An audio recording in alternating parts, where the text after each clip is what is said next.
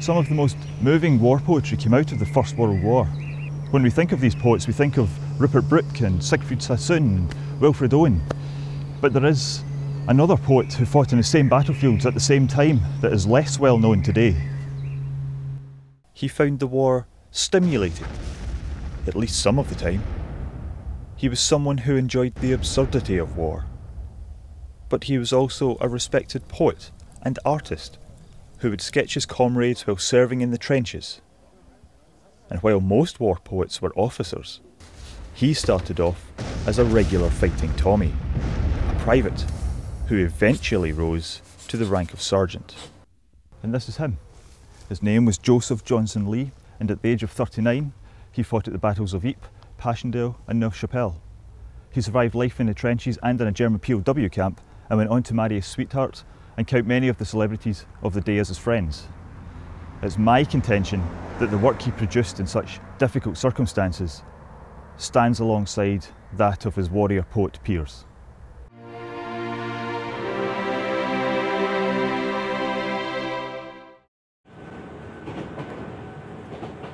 Not many people have heard of Lee, but those who have might know him for producing obscure books of poetry before coming home from the war and settling down. But recently there has been a renewed interest in his work. Lee wrote hundreds of poems and sketched relentlessly. These are all preserved now in the university archives in his home city of Dundee. He seems to have done the odd landscape and that kind of thing. He obviously enjoyed sketching generally, but as with his poetry, just doesn't seem to have wanted to keep it up in any kind of consistent way. And it does seem like he was getting more involved in what his wife was doing in terms of music and so on, and he obviously enjoyed being part of that whole cultural scene in London at the time. Lee and his 4th Battalion arrived at Dundee Docks on the 23rd of February 1915. They had several hours to spare, which they may have spent wandering around the dockside nervously chatting, anxious to get to the front. At this early stage in the war, they may not have been fully aware of what awaited them in France. We can only really guess at their mood as the men bound for France piled on board their troop ship carrying their 80-pound kit bags. Soon Lee would hear the distant thunder of guns and the rat-a-tat of machine gun fire.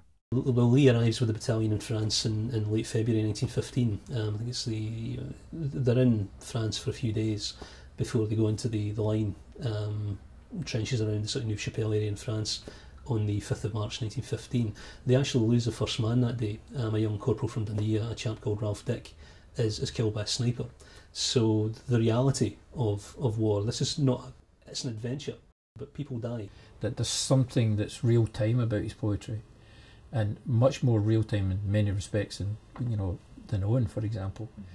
And again, like I say, I don't think he's not trying to get a point across.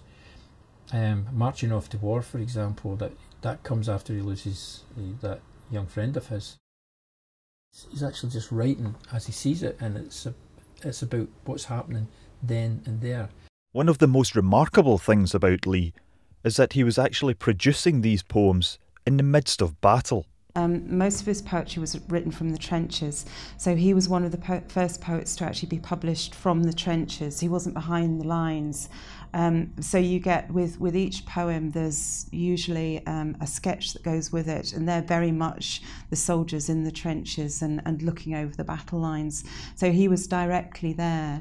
And some of his sketches, for example, are unfinished, because they had to leave very quickly or withdraw very quickly. So he was right in the heart of it, and that's what made him stand out, certainly at the very beginning, because he was writing poetry from about 1915 on, and he was first published in 1916, so he was quite an early war poet. Joseph Lee was born in Dundee in 1876. His father, David Alexander Lee, was a draper's assistant, while his mother, Christina, was a seamstress whose skills stood her in good stead as their family grew, and she was constantly called upon to make or repair clothing from scraps of material. Joe, who was afflicted with asthma all his life, was regarded as an intelligent boy who stood out from the crowd, Lee wasn't necessarily typical of the men who sign up. You know, as you mentioned, he was well travelled. He was an experienced traveller. He was an educated man, but it really was his opportunity to sort of do his bit. And I think, judging the man, I think he probably did. You know, he was doing his bit for king and country. For Joseph, further education was simply not an option. For although he was considered intelligent and of university standard, times were hard and the family required a contribution from everyone. Yeah, it would have been difficult without some sort of sponsorship benefactor, somebody like that to kind of help him through. He clearly had talent. He was known to be talented with the with the pen, good artist and things like that, and was, as far as I'm aware, was writing poetry from a fairly early age, in somewhat difficult circumstances, especially within the family, because the family, by all accounts, were quite rough. Joe left school at the age of 14 and started working in a solicitor's office in Dundee. After a few years as an office junior, Joseph Lee became bored and decided he wanted to see more of the world. It would have been difficult, I think, for somebody coming from that background, to get those opportunities. But I think he took it upon himself when he just decided one day he was just going to get on a ship, and before we know it, he's away down the Mediterranean. He's visiting Constantinople. He's through the Dardanelles and Gallipoli. All these things that are going to become pretty famous by the time he's fighting in the Western Front in 1915. Arguably organised by Winston Churchill, who was obviously one of the MPs for Dundee at the same time. Sailing from the Dardanelles to Gallipoli and then to Constantinople gave him the chance to see parts of the world which in a few short years would be torn apart by war. Then in 1914, war broke out. Lee immediately volunteered and was accepted into the 4th Battalion Black Watch. The 4th Black Watch were quite unique in the fact that they were a Dundee battalion. You tend to find other territorial battalions of other regiments come from a wider geographical area, whereas the men from the 4th Battalion, at least at the outbreak of the war, were recruited in Dundee. Most of these men were born and enlisted here, and there was a strong local connection to the local regiment. And like a lot of local men, I think Lee was carried away with the whole euphoria, the excitement of war and the opportunity, and it was natural for a man from this area to want to serve in the local regiment, and he found his way into the ranks of the 4th Battalion.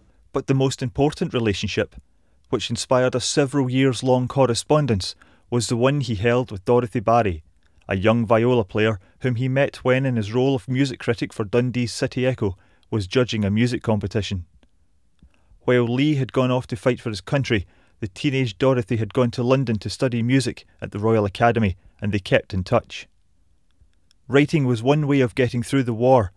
Far from destroying him, the war made Lee a far more well-known poet. He writes about the commonplace, the day-to-day of trench life. He chronicles the rations of the front-line soldier and talks about corporals in the Gurkha regiment. Several of his poems that he sent back to Dundee would evoke experience and fragility. The poem German Prisoners moves from hatred to futility, while the billet describes moving down off the front line and back to an old French farmhouse where they can sleep safely and talk and share stories. One of the myths of the warrior poets is that war somehow hurt them into poetry. The fact is that Owen, Sassoon, Rosenberg and Lee were all writing long before the war. In fact, Lee had been published in 1910. Tales of Our Town demonstrated, even at this early stage, an incredible attention to place. Surrounded in the trenches by men from the same town as himself, his poem, When We Remembered, talks of being homesick and the destruction of war. Think not, far friends, that we forget, in these red realms of wrack and rue, the white cliffs round our England set, the channel waters white and blue. Think not that on this smiling plain, where snake-like coiled the trenches lie, in dreams we do not see again our bleak hills buttressing the sky. Think not within the grim grey lines, haunted by gaunt and grimy men, comes no cool chaunting of the pines that guard one well-remembered glen, by black hearths in the broken farm. Bethink ye, we remember not. he feels that sense of solidarity that many war poets eventually realise when they're going to fight this despicable enemy, the Hun, and then they suddenly realise at some point that these people sitting in the trenches opposite them are pretty much the same as them themselves. So they develop that kind of solidarity. So I think it's less about killing the people. I don't think there is that confrontational us and them, but almost the sense of fellow sufferers. So the prisoner poems are a classic example of that, and the pity, that extension of pity.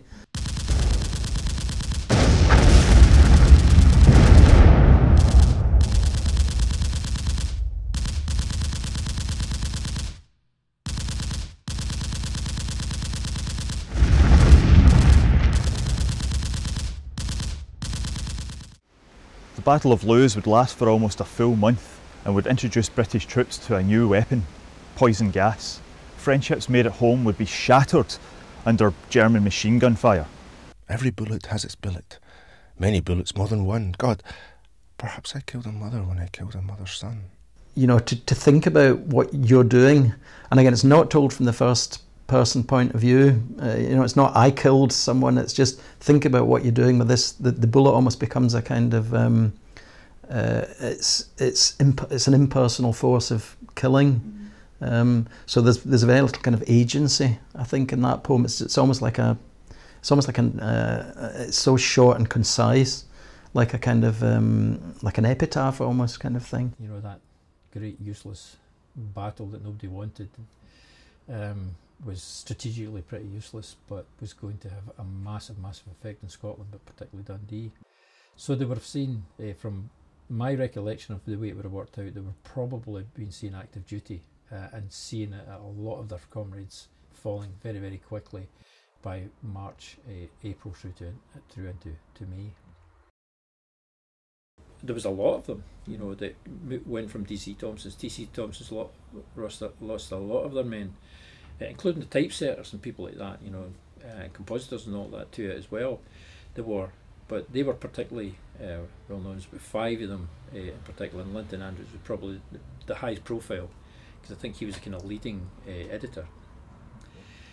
And they, like I say, they came through more than a few skirmishes. There's another chap, I can't remember, he was younger. He was a younger talent to come. I think he was only 21, and he actually ended up getting shot by sniper fire. And so it wasn't actually even in the heat of battle. As far as I know, he came through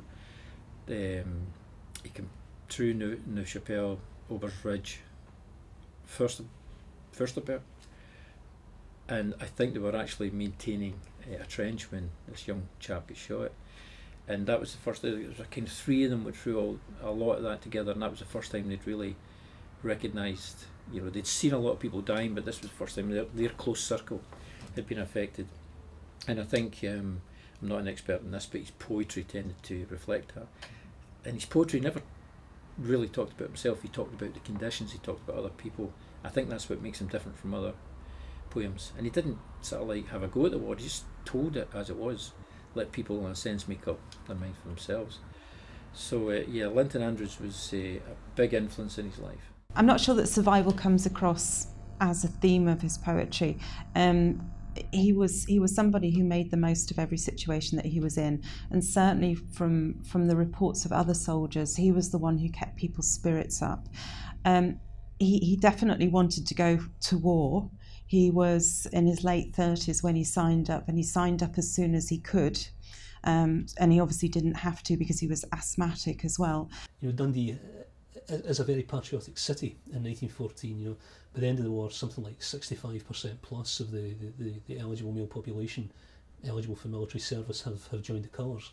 But Dundee is also a centre for the Independent Labour Party, for the anti-war movement as well. And you do find a number of men likely, you know, politically more inclined to the left, who, you know, have a I suppose a fundamental problem with some of the politics and things that underlie the war.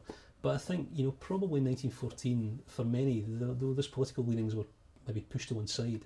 I think he's thinking of not every man, but every soldier. So a lot of his poems aren't mentioning specific individuals. Because again, I think obviously to have people that you know very well dying would have been dreadful. But he just felt that every soldier has a mother, and even his opponents, even the Germans, also had mothers, and he wrote about that as well. So again, I think that's why his poetry really strikes a chord, because it's not necessarily about individuals, it's about that this is happening to all of humanity. One thing he definitely did share with his brothers in arms was the feeling that the Germans weren't this evil enemy. They were all brothers, a mirror image. They had all been lied to by their elders.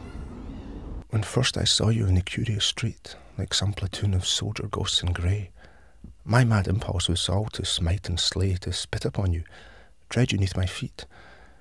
But when I saw how each sad soul did greet my gaze with no sign of defiant frown, how from tired eyes looked spirits broken down, how each face showed the pale flag of defeat, and doubt, despair and disillusionment, and how were grievous wounds on many a head, and on your garb red faced was other red, and how you stooped as men whose strength was spent, I knew that we had suffered as each other, and could have grasped your hand and cried, my brother. In November 1917, having been promoted to Sergeant of the 10th Battalion King's Royal Rifles, Lee and his men were involved in the Battle of Cambrai. The Germans launched a decisive attack on the Allies positioned in trenches near Lateau Wood, breaking through their lines and coming through the woods to get behind Lee and his men. The fighting at this point intensified as they faced for the first time machine gun fire from aircraft. This entire action resulted in 44,000 British casualties. On the 14th of December 1917, the Lee family received the news which many families had received before them. Christmas 1917 will have been a very tense time for the Lee family, unsure whether to grieve for the loss of their son and brother. He was captured, and then he was taken away. His family didn't hear for a while what had happened to him, and then they got a telegram saying that he was missing in action, and that people weren't sure where he was. But then in the new year in 1918, they actually received a letter from him, and in the letter it said basically, "I'm fine, don't worry about me," and I've been talking to the German guards, and they've let me have a sketch pad and some pencils so I can carry on sketching and I can carry on writing to you. And the first things that he said about the camp was that the food was awful and it was really cold, which it would have been because it was in the middle of winter. But in terms of conditions in the rest of the camp, at that point I think it didn't seem to be too bad because it was coming towards the end of the war. So I think it was better in general for prisoners of war at that time during 1918, just when the war was ending. And certainly he was able to get passes to go outside the camp and travel around the town. And we have sketches that he sketched of the town itself. So that's an interesting aspect as well in terms of his life, of what it was like to be a prisoner of war. These are the other wartime portraits. As I say, one of the things I think that fascinated Lee was the number of different nationalities that he met. This was a Serbian colonel. It certainly broadened his horizons, I think. He was obviously given various experiences early on in life that he certainly wouldn't have had if he'd stayed in Dundee. And again, the war, of course, would have given him, much more powerful experiences. And that undoubtedly will have, I think, informed a lot of his experiences, his ideas, political ideas, social ideas, would undoubtedly have helped his journalism, and it's not clear, how much cultural experience he was having in these travels. If he was working as a, cowboy and all these kind of stories, it doesn't sound like he was kind of seeking out great art. It seems that although he was a fine poet, when it came to writing about his experiences in Karlsruhe, he fell back more on his skills as a journalist than those of a poet. Indeed, Lee would relive the intensity of life in the camp and captive at Karlsruhe, his personal account of being a prisoner of war. One of the unique characteristics of Lee's poetry is that he names the people he lives with, whom he fights with. He does this so we remember them, so that the poem itself becomes a kind of memorial to them. In some senses, his books are like kind of albums. They're kind of personal in some senses because they deal with experiences with the people that he's met, and they are sometimes, as you say, they're accompanied with a nice illustration, a nice drawing of that person. So I think there is a kind of sense of memorialisation before the fact. We have photographs of some of the people that he was held captive with, and it does seem to be there were people from different nationalities there. Again, one of the things that he seemed to have done is he organised for there to be concerts held and plays to be put on. So we've got photographs of the prisoners of war all dressed up, putting on plays. And he was in charge of the library, and he seems to have really tried to keep people's spirits up in the camp. And I think a lot of writers were very conscious that what they were living through was quite unprecedented. So one of the things that a writer like Lee felt he had to do was to preserve these little moments of intimacy. On the 25th of July 1918, Lee was moved from Karlsruhe to Bieskopf near Berlin. Here he was allowed under guard to leave the camp and go into the local town. But then, when he moved to Bieskopf, there was in this rather odd situation where they were given these permits to actually go out of the camp during the day and wander around, and they were just on their honour as officers and gentlemen to come back at the end of the day. It just seems so unusual now, and obviously the Second World War was so different. So he was able to go into churches, for example, and sketch details. And this is clearly the kind of thing he just loved. He obviously really relished all this architectural detail. In time, prisoners were even granted a card system of parole, which Lee used to attend the old church at Marienkirch. It was during these last few carefree days that snippets of news began to suggest that the war was coming to an end. Lee managed to get a hold of old copies of the Times, which revealed that the Kaiser had abdicated. It was the beginning of the end.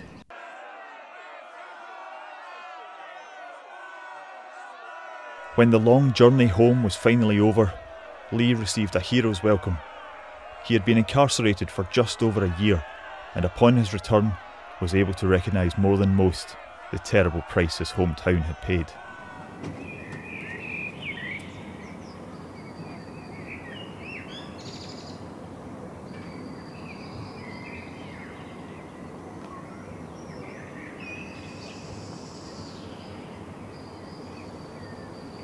Of course, Lee himself came very close many times to being killed during the war, but miraculously managed to end the war completely unharmed.